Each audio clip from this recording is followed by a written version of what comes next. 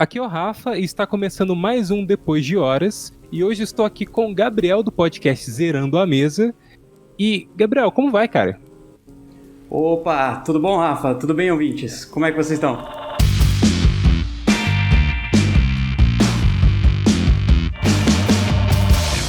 Cara, muito bem. E, Gabriel, o que você faz da vida, cara? E eu tô te perguntando isso porque isso já vai dizer muito sobre o foco do nosso podcast hoje, qual que vai ser o assunto.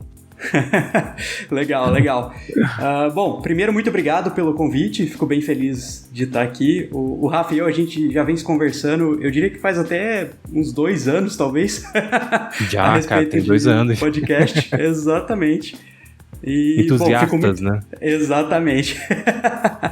E fico muito feliz de estar aqui para bater esse papo. Bom, então, o que eu faço da vida, né? Hoje, o que eu faço da vida é trabalhar com jogos, né? Então, eu trabalho profissionalmente com jogos, tenho desenvolvido alguns títulos que estão para sair no mercado ainda, então, vamos dizer, estou começando a criar, junto com alguns amigos aí, um estúdio indie de desenvolvimento de jogos, e eu trabalho também como pesquisador na área de jogos, então estou fazendo meu doutorado aqui na Unicamp, né, na Universidade de Campinas, em jogos também, né? Então trabalho com basicamente tanto a área teórica quanto a área prática de desenvolvimento de jogos. Cara, que deve ser pouco complicado, né? É uma área complicadinha, assim, mas é uma área bem apaixonante, eu diria, né? Não é minha área original. Aliás, eu gosto de brincar que quem está trabalhando com a área de jogos, né, nunca é formado na área de jogos. Então a gente tem diversos perfis, né? Então tem um programador que já trabalhou comigo que ele, na verdade, é formado em engenharia civil. Tem um grande amigo meu que trabalha também na área de jogos e ele é formado em física e tem especialização em psicanálise, né? Então é uma área assim. Nossa. Tem uma área que agrega diversos perfis. Vários. E a galera vai, tipo assim, eu acho que muitos caem pela aquela coisa de, tipo, o amor pelo videogame, né? Por, tipo, desenvolver jogos e tal. Eu acho que você vem de uma geração que, tipo, jogou muito videogame e, tipo, quis aí fazer na prática, né? E foi pra essa área. Então é meio pela paixão mesmo, né? Como você definiu. Exatamente. É uma área movimentada pela paixão, eu diria. Originalmente eu sou desenvolvedor, então trabalhava até ano passado, até 2019, eu trabalhava com desenvolvimento de inteligência artificial, prestava serviço como freelancer, trabalhava numa multinacional trabalhando com isso também, né, fazendo Skynets, né, mini Skynets da vida.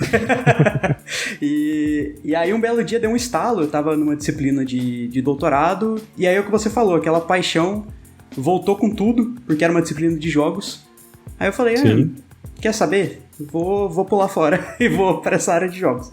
E foi o que aconteceu, né? Eu mudei toda a minha carreira, basicamente, realmente por uma paixão muito grande que eu tenho desde criança, que foi reacesa, vamos dizer, numa disciplina de doutorado, meio que por acaso. E, inclusive, o professor dessa disciplina é o meu co-host no Zerando a Mesa hoje. Então, a gente trabalha junto desde então. Mas, realmente, foi uma paixão muito grande, assim. Inclusive, a gente tem contato já há uns 2 anos. Há 2 anos atrás, você entrou em contato comigo pela ideia já do Zerando a Mesa, né? Do seu podcast, onde você fala especificamente de games, né? E realmente tinha até a ideia um pouco daquela coisa de comentar um pouco de cerveja também, né? Que é um negócio que a gente adora. Cerveja é um negócio exatamente. Muito bom. E tipo, tava dentro também da temática, né? Por isso é tão bom, Zerando a Mesa, né? Brincando com um esquema de jogos e tal. Inclusive, parabéns, ótimo nome de podcast. Valeu. O seu eu também não posso falar nada, que é excelente. Não, o meu é aquela coisa, né? Tipo assim, vamos jogar um pouco pra ideia de madrugada, papo de madrugada, né? Exato. Bem legal. E nesse papo de madrugada, Gabriel, hoje, então o ouvinte ele vai saber como se produz um game, né?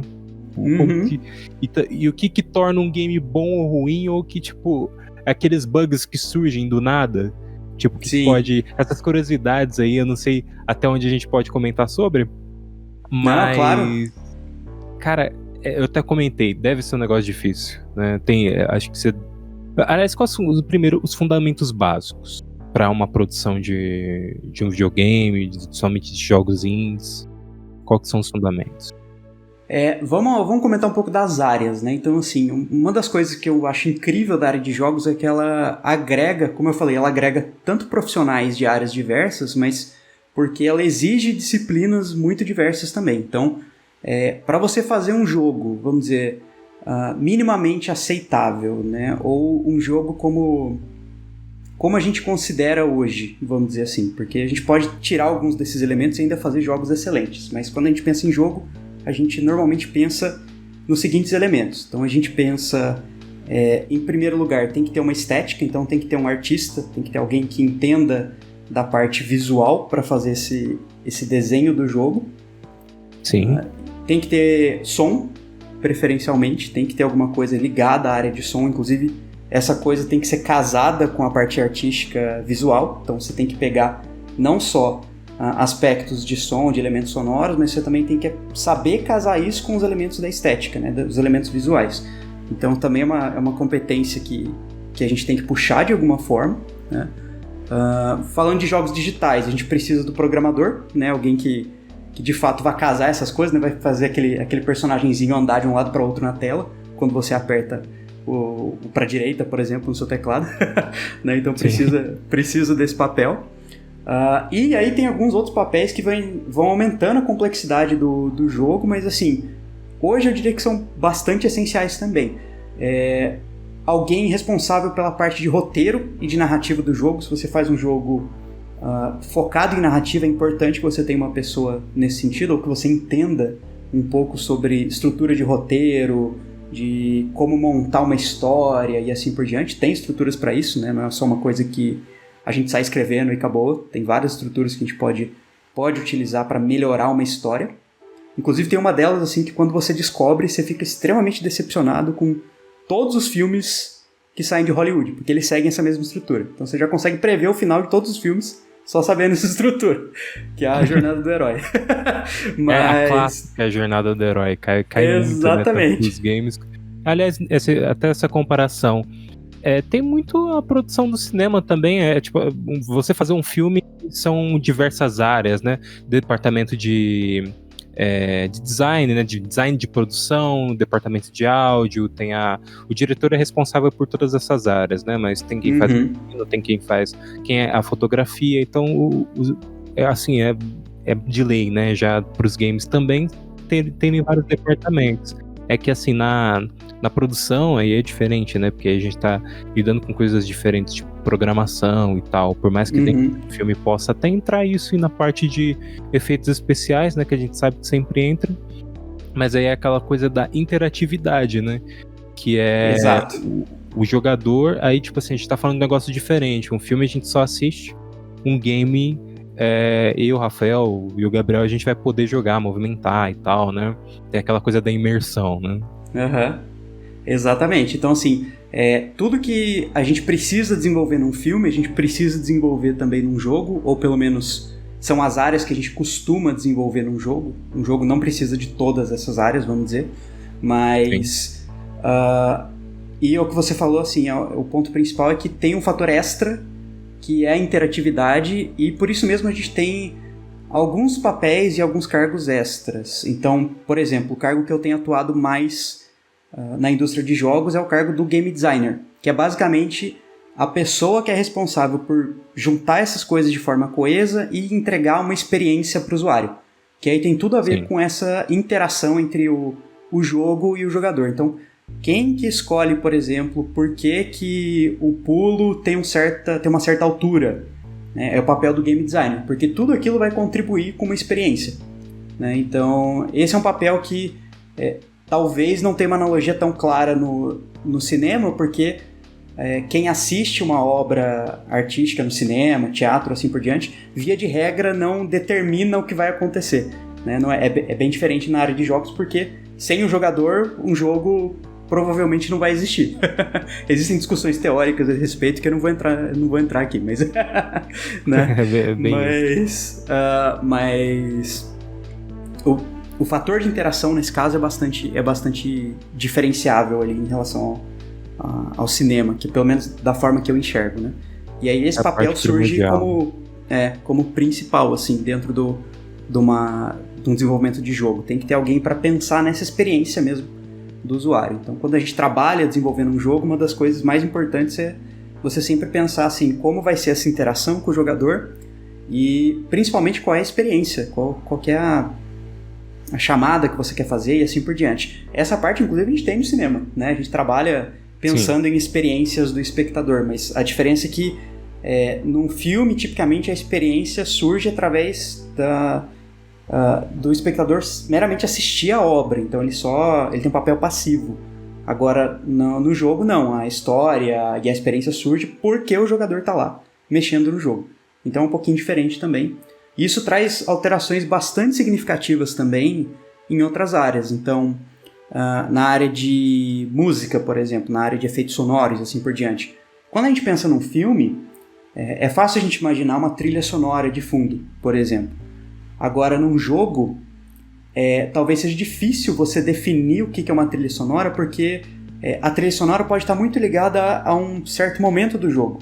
E se o jogador tem liberdade de ir para onde ele quer, como que eu sei qual que é a trilha sonora que eu vou ter que tocar naquela hora, para dar aquela experiência para o jogador de forma correta? Então é algo bem, bem diferente também por causa dessa interatividade. Mas as duas coisas conversam muito, né?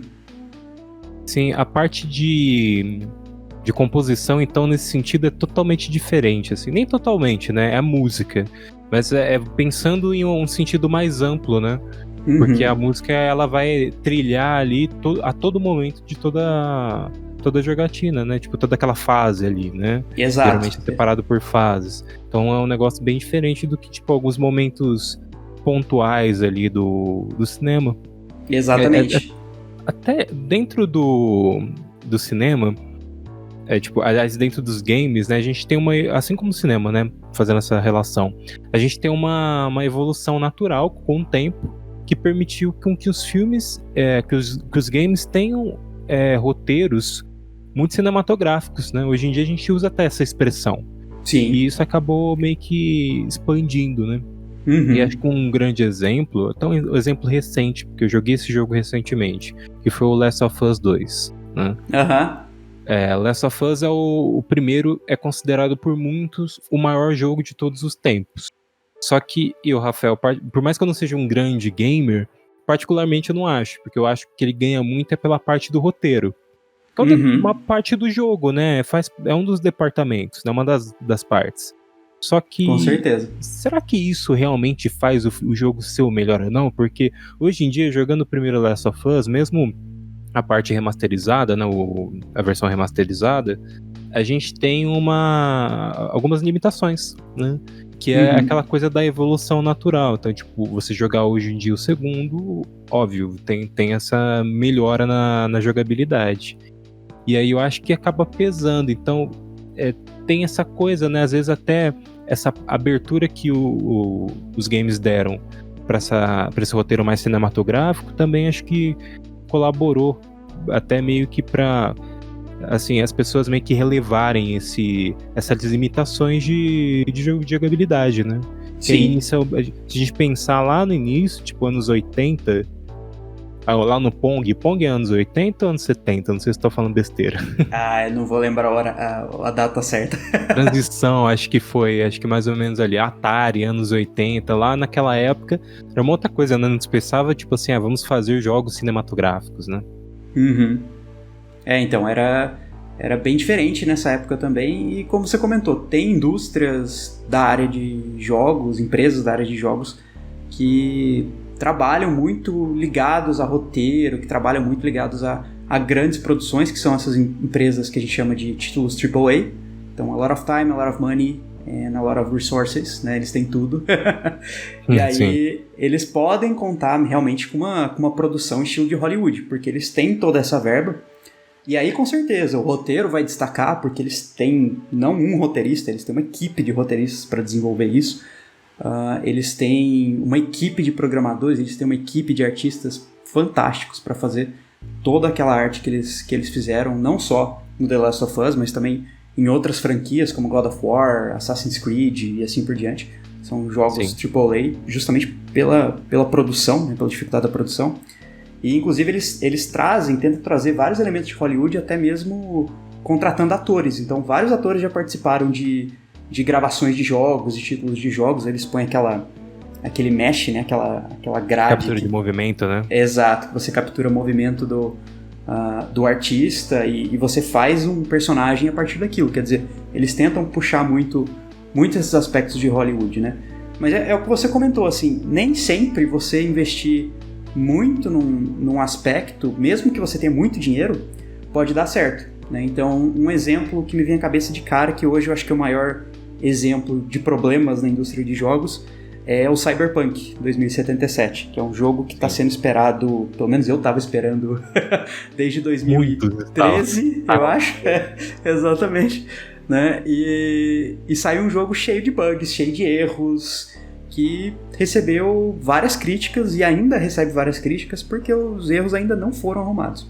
E, inclusive, teve um artista que trabalhou no jogo, que é o Keanu Reeves, né? Então, é um jogo que, assim, a ideia era muito boa, o roteiro era fantástico, eu não tenho dúvidas. Eu, pessoalmente, ainda não joguei, mas eu tenho certeza que o roteiro é incrível. Mas a execução não foi tão legal, apesar de todo esse investimento, né? E a indústria indie, né, se a gente puxar o outro lado, né, puxando um pouco o lado que eu trabalho mais atualmente, que é a parte de jogos onde você não tem nada desses As aí, né? Você não tem dinheiro, você não tem tempo, você não tem recursos, não tem nada. É bem mais limitado, né? Aí exatamente. Quebra a cabeça mesmo já numa parte, né? Aí vira um jogo até um pouco mais intimista, né? Que é aquela coisa do indie, né? Exato. Então aí o foco que a gente tem que pensar é assim, bom, como eu pego esses elementos, né, para construir um bom jogo, como que eu pego o elemento de música, de arte, de programação e de design como um todo, de experiência, e melhoro a experiência daquele jogador de alguma forma bem significativa. Então, vários jogos indies pensam dessa forma e revolucionam, às vezes, a indústria dessa forma. Um exemplo bem recente, razoavelmente, é o Celeste, que é um jogo de plataforma que foi eleito o melhor jogo do ano há alguns anos atrás. E, inclusive, ele teve participação de brasileiros, né, que fizeram a arte, ou parte da arte. Eles participam hoje desse estúdio indie. E estava lá competindo nos premiações de jogos, né, no Oscar dos jogos, vamos dizer. Eles estavam competindo com as grandes indústrias que também fazem títulos como The Last of Us. E acabaram ganhando. Né? Então... Acho que cai até uma coisa, até me remetendo a um jogo assim muito popular atualmente. O Free Fire não é lá um grande exemplo de gráficos, né? Falando dessas coisas, dessa coisa de tipo jogabilidade, aí a parte visual, né, dos gráficos e tal, porque ele é meio desprovido assim de qualidade técnica nessa parte. Porém é um jogo extremamente popular, né? Então tipo é um exemplo assim de tipo existem diferenças às vezes. Tem jogos que pesam mais para um lado, às vezes, até, né? Tipo, exato, na parte do roteiro, né? Na parte aí sim da jogabilidade. Jogabilidade para mim é a base, né? Exatamente. E dentro já do mercado indie funciona bem diferente, né? Que aí você já não vai contar tanto com esse apoio, que nem você comentou, né? Tipo, já não é um grande estúdio. Mas aí surgem assim, games que muitas vezes eles chamam mais atenção, né? Porque exato, aí aquela coisa, eu acho até que tem aquela coisa do você tem recursos limitados, mas ainda assim existe a criatividade até onde pode, mas é criatividade, né? Então dá pra fazer muita coisa ainda. Você já chegou a fazer alguns jogos, né? Já fiz alguns, nenhum deles lançados ainda. Provavelmente um deles vai tá disponível para jogar agora no BIG, no Brasil Indie Games, que acho que é o maior evento de jogos indies aqui do Brasil.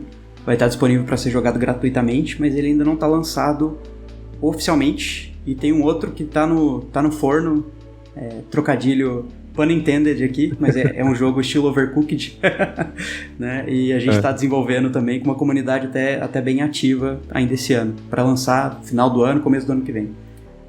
E você comentou do Cyberpunk, Gabriel. Uma coisa que, pelo menos eu tenho impressão, é que, tipo assim, foi um jogo que, como ele foi anunciado lá em 2013, tiveram muitas promessas de revolução até dentro das mecânicas de jogo, né, de interação, de você estar no mundo onde você pode interagir com as pessoas de maneira diferente, né, mais próximo até do que seria a interação no mundo real, né.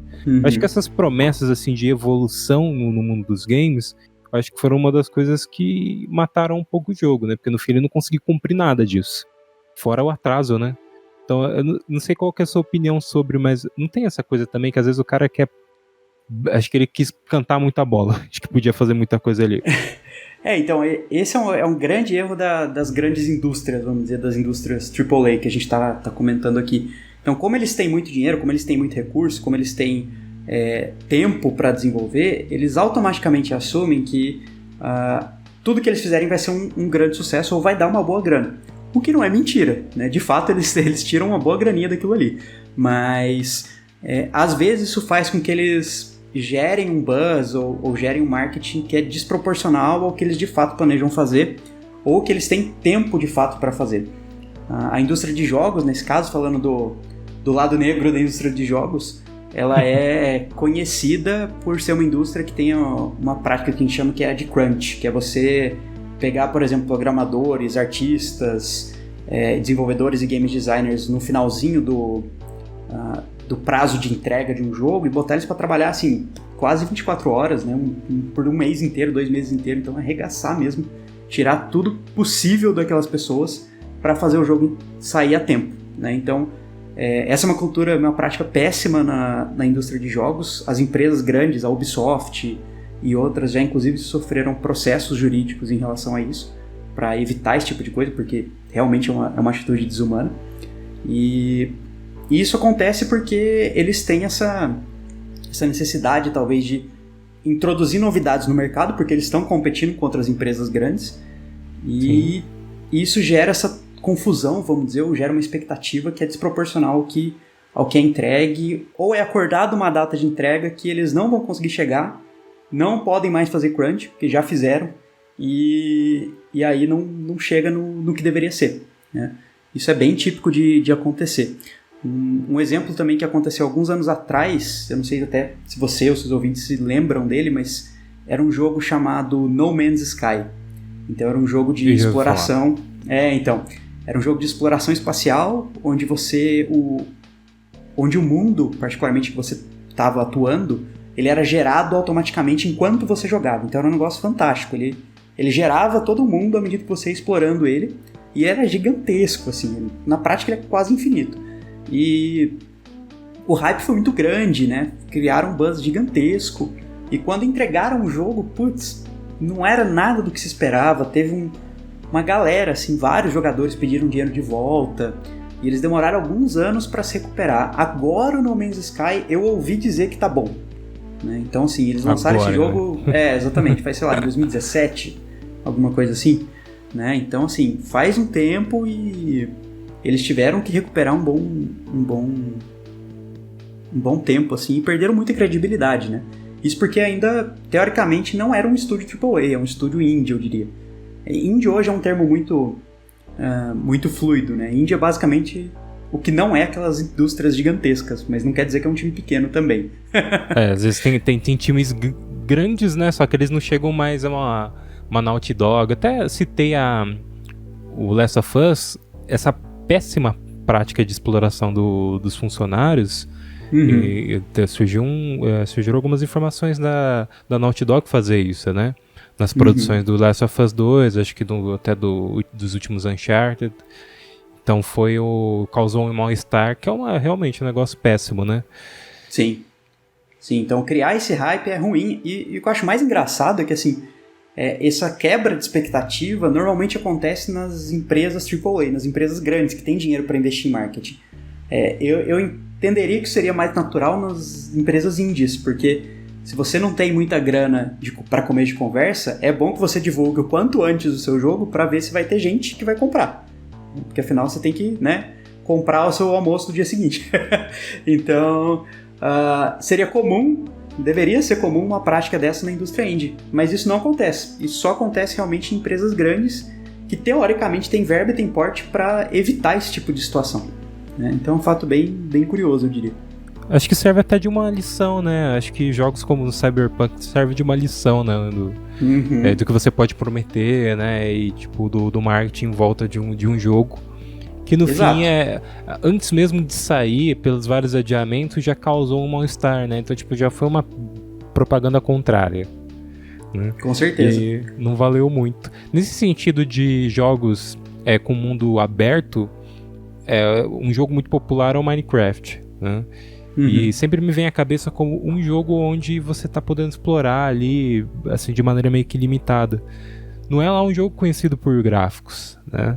Mas ainda assim é um jogo extremamente popular e que, é funcional. Não, então, o ponto principal é realmente focar na jogabilidade. Então, vou só reiterando essa questão do Cyberpunk, né? Por que deu errado?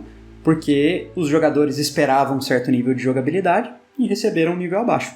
Simples assim, né? E a mesma coisa com Minecraft, quer dizer, você tem lá gráficos péssimos, são gráficos bem rudimentares, vamos dizer, perto do que a gente tem hoje em termos de tecnologia. É simulador em Java, né? Não sei se é assim. Exato. Então, assim, é uma coisa, vamos dizer... Eu não vou dizer ruim, porque tem gente que gosta daqueles gráficos, mas é rudimentar comparado às técnicas que a gente tem hoje de animação e de efeitos 3D. Por outro lado, é um excelente jogo, porque ele traz uma jogabilidade incrível e dá liberdade para o jogador fazer muita coisa. Isso também é importante, né? Parte do game design, quando a gente quer fazer um bom jogo, é saber decidir qual é a liberdade do jogador e o que ele pode ou não pode fazer, ou o que deve parecer que ele pode fazer, o que ele queira fazer, mas na verdade é a gente que está direcionando ele, né? Então também tem um pouco disso, né? Então isso acho que eu diria que faz um bom jogo. Então você saber casar esses elementos muito bem. Então Minecraft é um bom jogo, sim, né? Mas ele não é um bom jogo pelos gráficos, ele não é um bom jogo só também pelo game design, só pelo aspecto de áudio. Ele é um bom jogo porque essas coisas se conversam, né? Eles se casam muito bem. Então saber casar muito bem esses elementos também é algo importante. E fora essa questão que a gente comentou, qual que era a expectativa do Minecraft quando ele lançou? Zero, né? Ele foi feito quase como um hobby ali, vamos dizer, né? Então, claro, o desenvolvedor do jogo tinha altas expectativas com o jogo, como qualquer coisa que a gente cria, a gente tem grandes expectativas a respeito daquilo, mas não era uma ação mais comercial, do que exatamente. Pode cumprir, né? Tem isso também, né? Ele não tinha um compromisso ali comercial, né? Então era algo bem mais simples, né? E isso fez com que o jogo fizesse um grande sucesso. Não vou falar que foi só isso, né? Claro, ele não teve só sorte, ele desenvolveu também algo muito inovador e que tem um potencial muito grande de dar boas experiências para os jogadores, né? Então isso é bem importante também. E eu acho que isso é o grande aspecto da indústria de jogos, você saber prover uma boa experiência para os jogadores e saber casar esses elementos muito bem. É muito comum a gente desenvolver jogos na área de desenvolvimento como um todo, você tem que gerenciar todas essas áreas, e normalmente essas áreas você tem pelo menos uma pessoa cuidando delas. E não basta você só falar, a arte é de você, o som é de você, a programação é de você, e chegar no final e juntar tudo. Não vai dar certo, né? Então saber essa combinação de coisas, saber o que cortar e o que contribui para aquela experiência em particular é extremamente importante para fazer um bom jogo, eu diria. E tem aquela coisa dos estilos de jogos, né? Porque alguns jogos eles não te dão tanta liberdade quanto um GTA pode te dar, né? Um Minecraft pode te dar. Tem jogos como, até citei o Last of Us, ali quando você tá andando em um campo aberto, ainda assim todo o cenário ele é composto para você seguir uma linha, né? Para você seguir um caminho, né? Tanto que é meio que intuitivo já você seguir aquele caminho, né? Você percebe que tudo tá combinando para você seguir pelaquela rua ou para você virar aquela casa, né? E já pensando em GTA, não, GTA, até como eu citei agora, ele é bem mais amplo, né? Até aquele, o estilo de jogo é sandbox, né? Que é uma caixa de areia onde você pode brincar e pode fazer diversas coisas em campo aberto, né? Então todo um cuidado do departamento para poder entender que, ok, o que isso vai influenciar na minha história, né? Já pensando na parte do roteiro, né? Uhum. Até onde eu posso colocar o jogador para poder seguir. Exato, exatamente. Então isso tudo tem que conversar bem. E jogos de mundo aberto mais ainda, né? Porque o problema de fazer um jogo de mundo aberto é que você não sabe quando o jogador vai aparecer naquele ponto, né? Então imagine que você está fazendo um casebre abandonado, assombrado para o seu jogo de sandbox, de exploração medieval, sei lá. Você tem que pensar assim, tá, o jogador ele pode aparecer lá assim que o jogo começa, ele pode nunca ver aquele casebre, ou ele pode passar em um momento assim qualquer, de qualquer ponto do jogo, né? Então Sim. A gente tem que contar uma história, contar uma experiência diferente para esses perfis de jogadores. Então, por exemplo, se a pessoa tá começando no jogo, eu não vou botar lá um baita de um monstro que é impossível do jogador vencer, né? Eu vou botar um jogo um monstro que seja mais adequado pro nível de experiência que ele tem com o jogo, né? Se eu já tô mais avançado no jogo, talvez eu possa colocar uns elementos mais difíceis e colocar uma estética até um pouco diferenciada. Então tudo isso a gente tem que pensar também em jogo de mundo aberto, que aumenta bastante a complexidade. Claro que existe um limite para isso, né? Se a gente levar isso para sempre, vamos dizer, a gente nunca vai acabar o jogo, né? Porque sempre a gente pode pensar em variáveis para adaptar aquele ponto no espaço. Chega numa hora que a gente para totalmente. Que é um exemplo, por exemplo, que eu trago, que para mim é uma grande crítica, apesar de eu amar o jogo, mas o Skyrim, né, que saiu em 2013, 2012, que até hoje é jogado, 2012. Até hoje a gente espera... 12, né? E até hoje a gente espera a versão nova dele, né, que vai sair ainda o próximo capítulo da Bethesda. E lá, assim, é um mundo aberto também, você pode se transformar no escolhido, vamos dizer, de diversas divindades daquele mapa, né, daquele mundo em que você atua. Só que tem coisas que são conflitantes. Então poderia ser, por exemplo, um champion, né, um campeão da divindade dos mortos e um campeão da divindade que é contra os mortos-vivos. Sabe? Tem coisas que são totalmente desconexas, mas é porque o time de desenvolvimento chegou e falou, gente, não dá mais, né? Se a gente pensar em todos esses 100, então, a gente não termina esse jogo, né? Então vamos cortar aqui. É uma inconsistência narrativa, mas é isso que a gente tem, né? Se a gente continuar mais tempo nessa narrativa, né? Se falar, não, então, se eu sou o campeão dos mortos-vivos, eu não posso me tornar o campeão lá do bem, por exemplo. Eu tenho até que ser perseguido, né? Então, assim, você poderia fazer isso, mas ia demorar bem mais em termos de desenvolvimento. Então, chega um ponto também que a gente precisa cortar e falar, não, tá bom, chega, né? E vamos entregar. Isso eu acho que é um outro ponto também de empresas grandes, né? Que a gente, voltando naquele tópico que a gente falou, é saber terminar o jogo, né? Então, não adianta nada você pensar em cada vez mais ideias mirabolantes para fazer aquele jogo. Você tem que chegar no momento que você tem que falar, gente, esse aqui é o jogo, fecha ele bonitinho e entrega. Né? Isso é o mais importante. Mesmo jogos de campo aberto, né? Mesmo um GTA, claro, ele te dá a opção de fazer diversas coisas depois que você terminar a história principal, né? Uhum. Mas ainda assim, ele deve seguir um arco, ele deve seguir ali a conclusão dos personagens, né? Pensando na história. Com certeza. São jogos que... Você citou Skyrim, que é de 2012, e eu tô falando do GTA, que o último foi 2013. São jogos que eles são tão bons, né? Tipo assim, tem um cuidado tão grande na produção que eles permanecem por anos, né? Então, surgem atualizações, né? Tipo, as pessoas estão jogando as versões online e depois de anos, assim, 8 anos, 9 anos de produção, ainda assim soa como um jogo novo, né? Tipo, não diria um jogo novo, né? Mas um jogo, assim, extremamente divertido que, olha, isso daqui não envelhece, né? O GTA é um jogo que ele não envelhece. Visualmente, assim, tipo, em gráficos, ainda assim, eles fizeram um design de produção que ele soa, assim, convidativo até hoje. Com jogos novos que estão surgindo que, ficam meio atrás deles ou ainda permanecem com um estilo meio igual, né? É engraçado isso, né? Aí você vê o cuidado realmente, que é você fazer um jogo bem feito e pensar na longevidade dele, né? Sim, isso é um ponto muito importante também, pensar como o seu jogo vai envelhecer. Tipicamente o jogo ele tem uma faixa etária, vamos dizer, de 3 anos, vamos dizer assim, um tempo de vida, né? de uns 3 anos, mas tem jogos que conseguem superar isso através de várias estratégias, através de uma boa narrativa, como é o caso do GTA em particular, através de mundo aberto também, e o Skyrim também, e inclusive através de mods, a gente consegue usar a comunidade para reciclar o jogo, vamos dizer, e esse negócio continuar ativo. Então, por exemplo, o Skyrim mesmo eu jogo até hoje, aquela versão de 2012, só com alguns mods para melhorar um pouco os gráficos e mudar um pouco a jogabilidade, mas eu jogo até hoje. E você acha que os jogos estão mais fáceis hoje em dia, Gabriel? Tem aquele comentário de, antigamente eu jogava a galera mais velha, né, anos 80, anos 90, comenta assim, antigamente eu jogava um Contra e, tipo, era muito difícil, e realmente era muito mais difícil que hoje em dia, tipo, alguns jogos, né, assim, comparativo. Mas você acha que tem essa coisa de jogos estão mais fáceis mesmo, ou não? É só, foi uma evolução natural?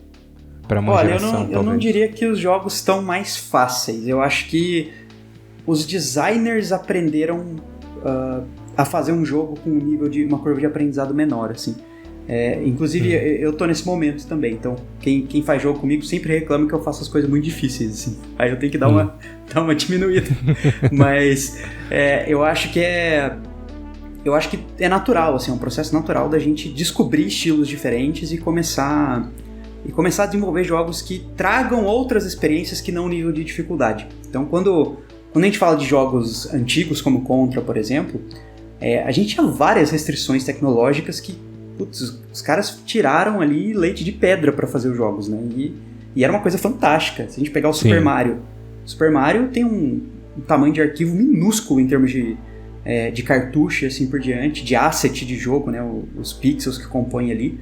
Era minúsculo, era ridículo, né? E se você pensar assim, qual que é a mecânica principal do Super Mario?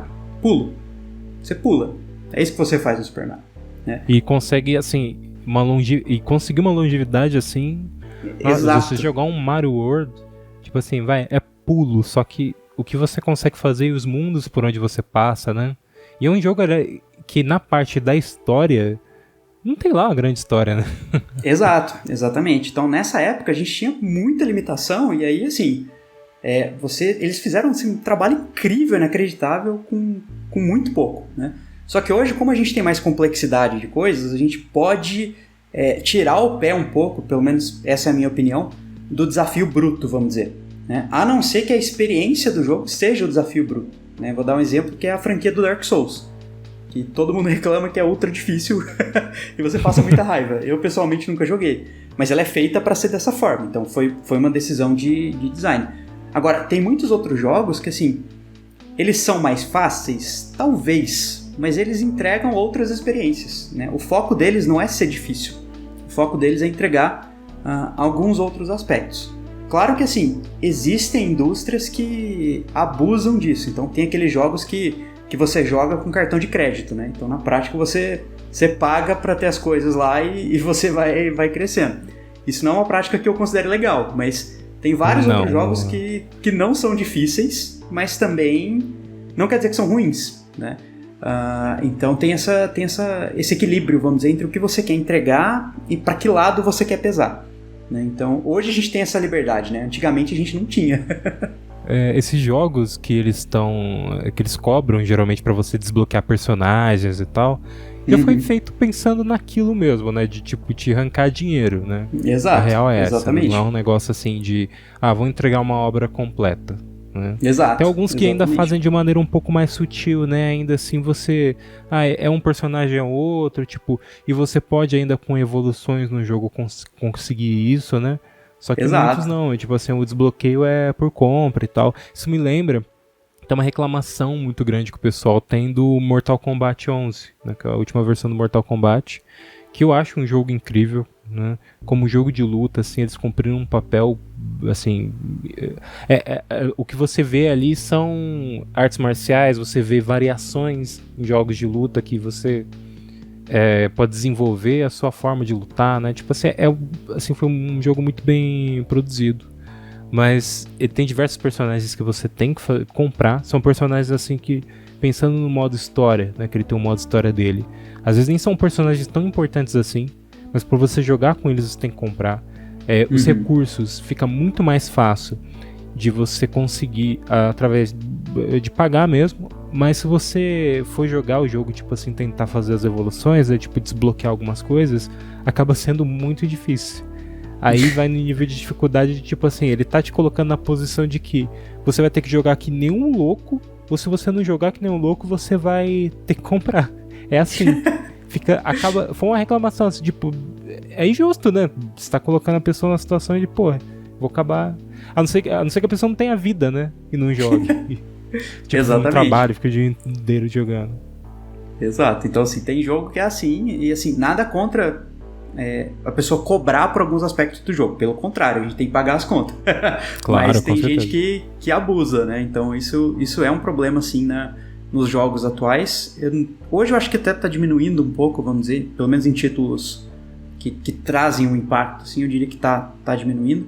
Claro que tem alguns estilos que meio que sedimentaram que isso tem que acontecer. Então, MMOs, por exemplo, é meio que padrão você ter que comprar itens, comprar skins, né, personalização e coisas do tipo. Né? Mas tem outros jogos que antes tinha muito essa coisa de compra, tal, hoje já tá dando uma diminuída. Né? Mas eu diria que assim, jogos atuais, é o que eu comentei, eles não são mais fáceis necessariamente. É só que eles têm mais espaço para explorar. Né? A gente consegue trabalhar e focar em mais coisas. Né? Simples assim.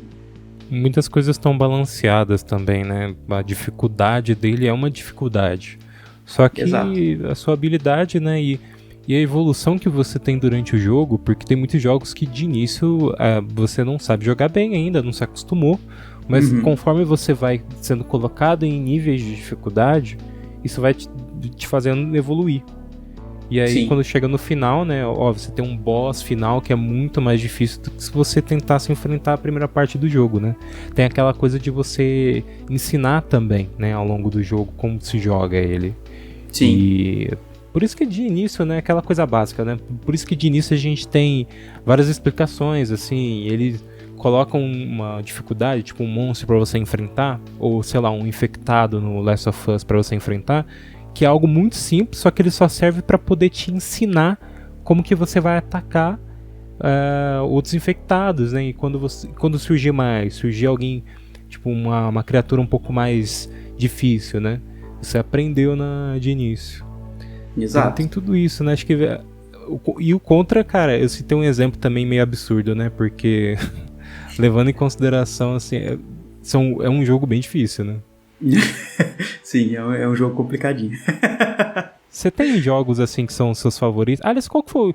Teve algum jogo que você pegou e falou assim, é por isso que eu vou trabalhar com games? Tem algum jogo que te despertou isso? Se tem algum jogo que me fez querer trabalhar com a área, não. Assim, pessoalmente, assim, não. Porque foi um estalo mais, assim, de enxergar os potenciais que aquela área pode trazer em termos de conhecimento, em termos do que eu posso aprender. Mas, certamente, teve jogos que me impactaram de várias formas, né? Então, o que eu me lembro assim mais de forma mais marcante é o Bastion, né? Que é um jogo muito bom da Supergiant Games. Sim. Que é a mesma indústria que é a mesma empresa que lançou o Hades agora, né? Que também concorreu ao melhor jogo. E o Bastion é um jogo incrível, assim, e, sabe, pra mim é um jogo que me marcou muito, porque a arte é maravilhosa, aquele jogo é inacreditável, de bonito, né, meio pintado à mão, vamos dizer, e sim, o som, a qualidade do som também é incrível, apesar deles terem gravado de forma bem diferente, dentro de um armário, e o som em particular, a trilha sonora é inacreditável, assim, é um jogo que me marcou muito, sabe? E a mecânica do jogo eu achei legal, mas assim, não é uma coisa que eu me apaixonei, mas a experiência do jogo assim como um todo, da parte da estética, da parte sonora foi inacreditável, assim. Esse foi um jogo que certamente me marcou. Design que foi chamou a atenção, né? Tipo, que é justamente sua área, né? Sua parte. Exatamente. Então isso... Você citou o armário, quem trabalha com ASUS sabe que se você por acaso quer correr pra algum lugar pra poder gravar com qualidade, ou tipo, pelo menos abafar, é o armário, né? Melhor amigo aí de todo profissional da área de áudio, Nossa, exatamente. Salva muito. Mas pra mim foi um jogo que me marcou muito. E aí, assim, é engraçado, né? Porque eu entrei na área de jogos e é aquela coisa, bom... quero ser um game designer, né? O que eu conheço de game design? Zero, né? Quando eu entrei, eu não conhecia nada, né? Eu falei, eu acho o jogo legal. Eu jogava jogos porque eu gostava, né? Não porque eu analisava aquela coisa e achava aquela experiência mais legal. E aí a gente começa a pensar, tá, como eu me torno um game designer melhor? Então, várias alternativas, né? Uma delas é fazer jogos, a outra delas é jogar jogos só que com um olhar crítico. E aí eu comecei a conhecer outros jogos em termos de design que são bem legais também e trazem uma proposta diferenciada, não necessariamente em termos de gráfico, mas às vezes em termos de mecânica de jogo, às vezes em termos de experiência mesmo, ou lição de moral, vamos dizer, que ele quer passar. Tem muito disso em jogos também. Então, por exemplo, né, alguns títulos. Journey é um jogo que eu admiro pelo design da coisa, ele é muito legal. Fora que os gráficos são bons também, mas o design, a forma como a mecânica de jogo é feita, para mim, é inacreditável. Papers, Please traz uma crítica bem forte também. E é um jogo antigo, né, com gráficos 2D muito bons assim também. E é um jogo basicamente que você carimba passaporte, é isso que você faz, né? Mas ele traz várias críticas de várias coisas e é bem legal de jogar também, né? Então você tem várias mecânicas assim que a gente começa a buscar e ver que é uma coisa legal de trabalhar, né? Mas esses jogos eu diria que são os que hoje, assim, pensando de cabeça, né, são os que me chamaram a atenção por ser diferentes, né? Tem vários outros, mas eu diria que esses são os principais, assim. E qual que é o próximo passo da evolução dos games? Pensando numa Skynet futura dos games, o que dá pra, o que a gente pode evoluir agora? Porque, pelo menos, eu vi um comentário, não sei se é real, mas que até pensando nos consoles, né, e a forma que você vai distribuir os games, a indústria é um pouco travada na parte de evolução, né? Tipo, eles poderiam evoluir muito mais já agora do que estão evoluindo, né? Mas é por questão de recursos, de como que você vai reproduzir isso, como que vai ser rentável também pelo custo de produção, né? Mas o que você acha que a gente pode presenciar aí nos próximos anos? É uma pergunta difícil de dizer, né? Porque previsão de futuro a gente sabe como funciona, né? Nada. Mas, tipo, eu tô perguntando pra você sabendo que tem certeza que a gente pode errar em alguma coisa. A gente sempre pensa, né? Tipo assim.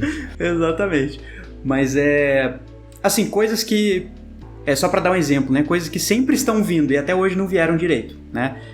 Coisas de realidade aumentada, realidade virtual. A gente sempre fala, né? A realidade virtual vai vir com tudo nos próximos anos. O VR era pensado nos anos 80 lá. Exatamente. Eu tô há 10 anos esperando a realidade virtual.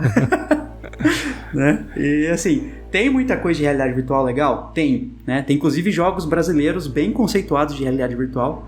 Um deles é o Pixel Rift, que vale a pena jogar também.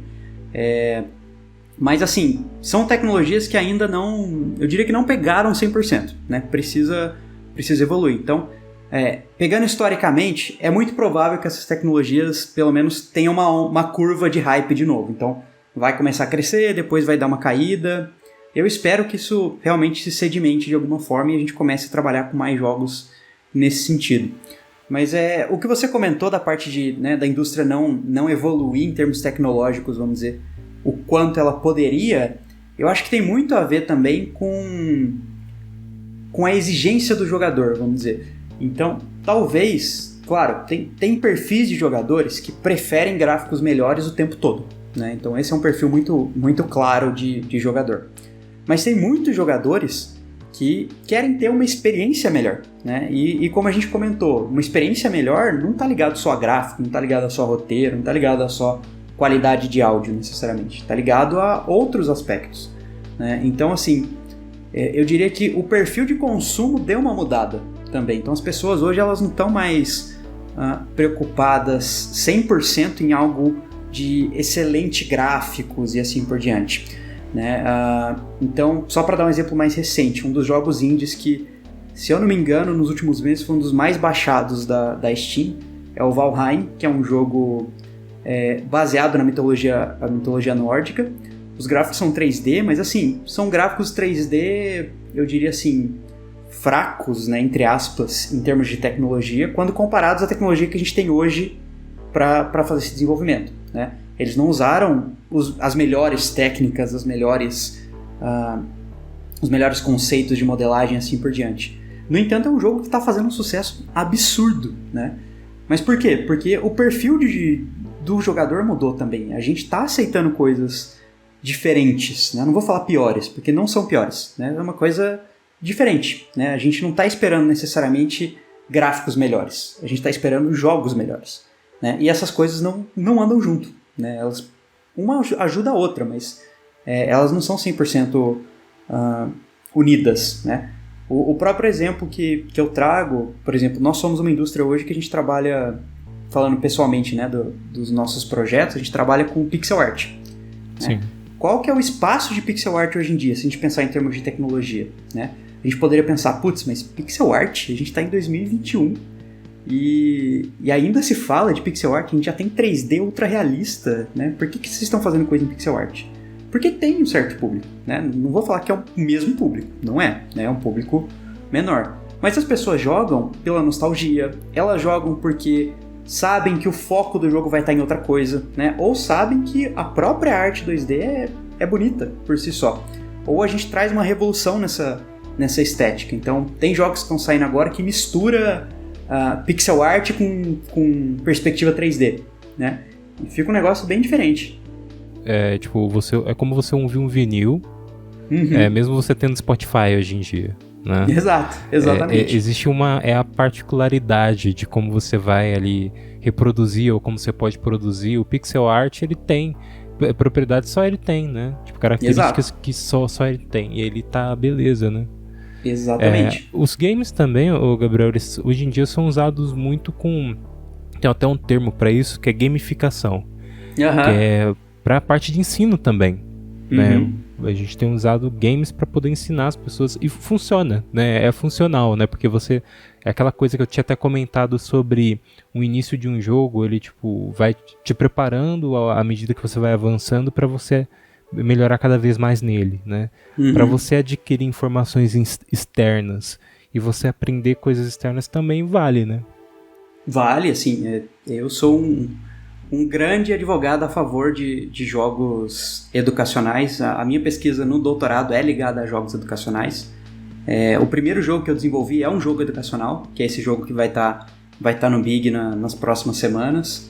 Inclusive já concorreu a alguns prêmios e até ganhou prêmio já no ano passado, mesmo não tendo lançado. Poxa, adoro.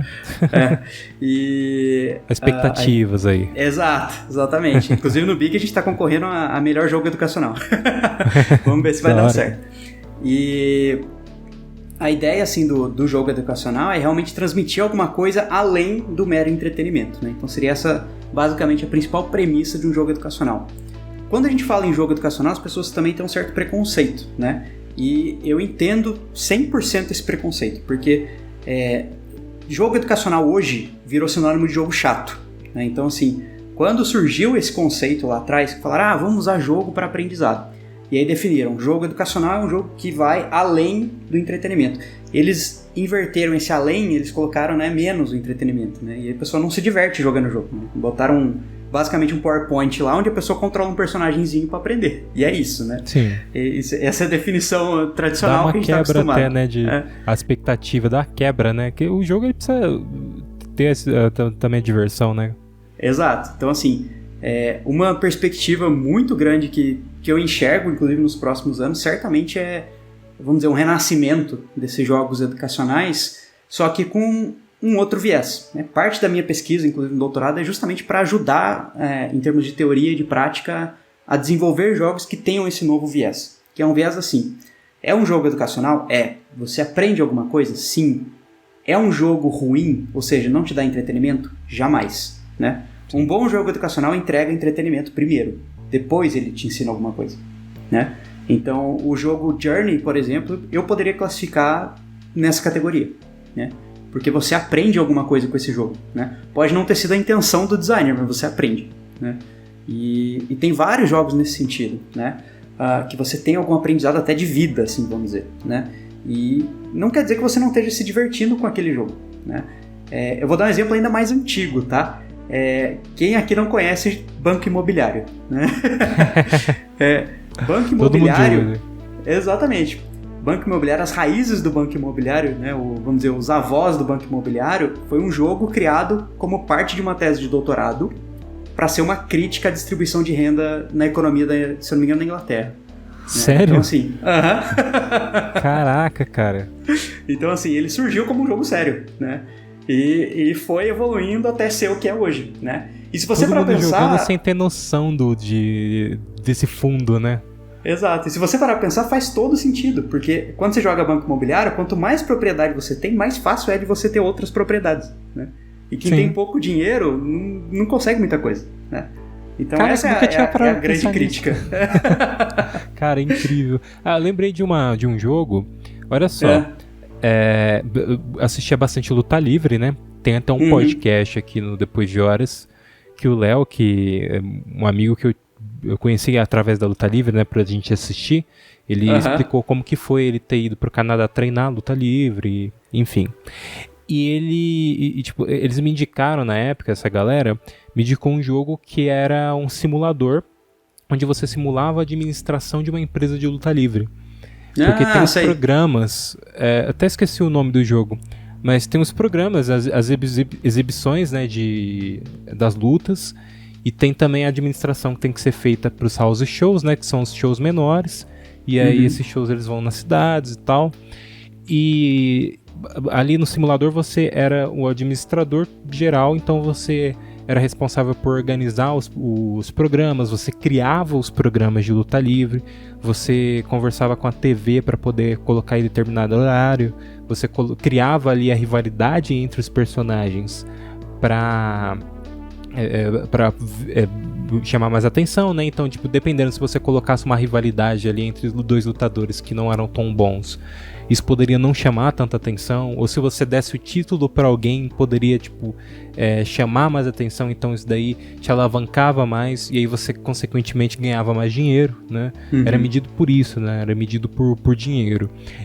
E esse jogo todo era em texto.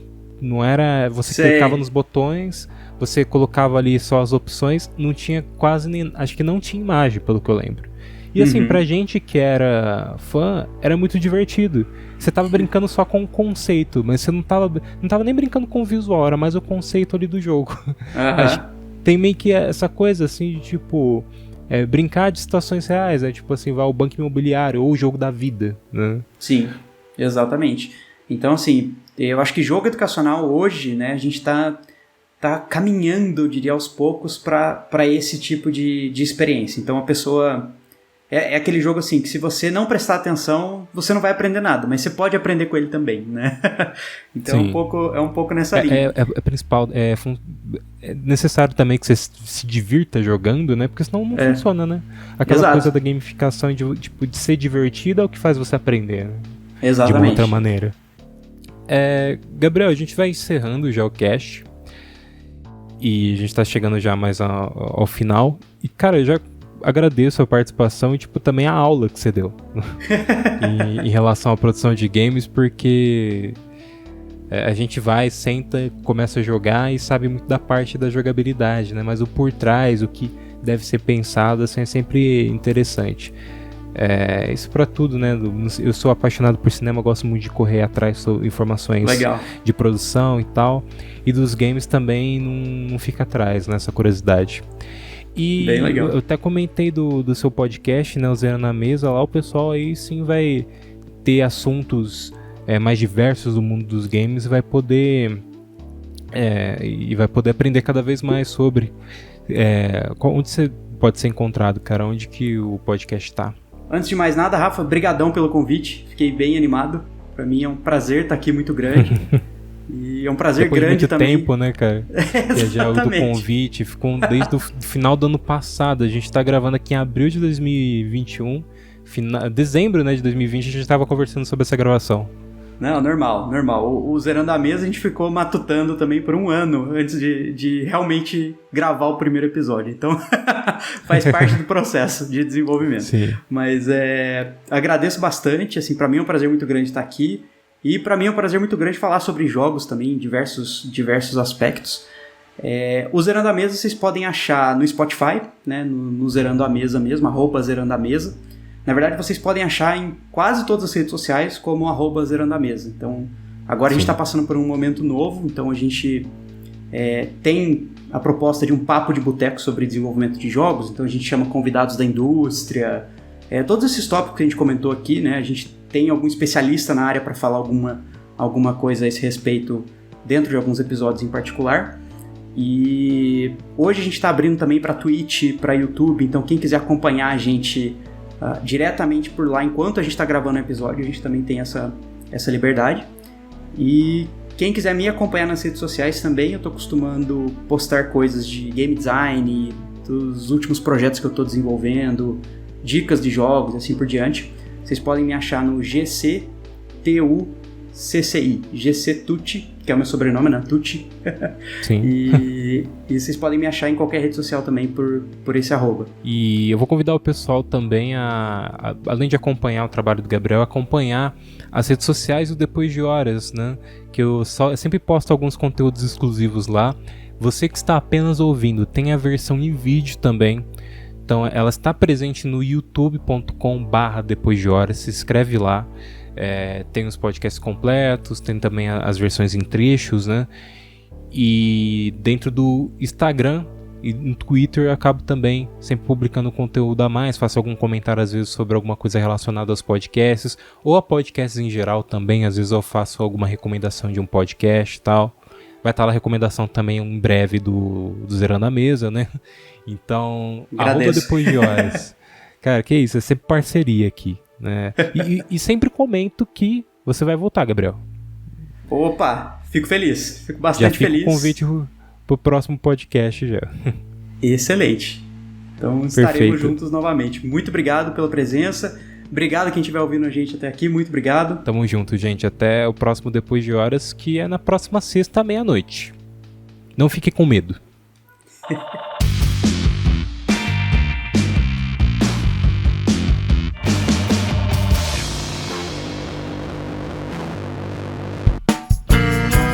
A produção deste podcast é feita por bancodecerebros.com.br.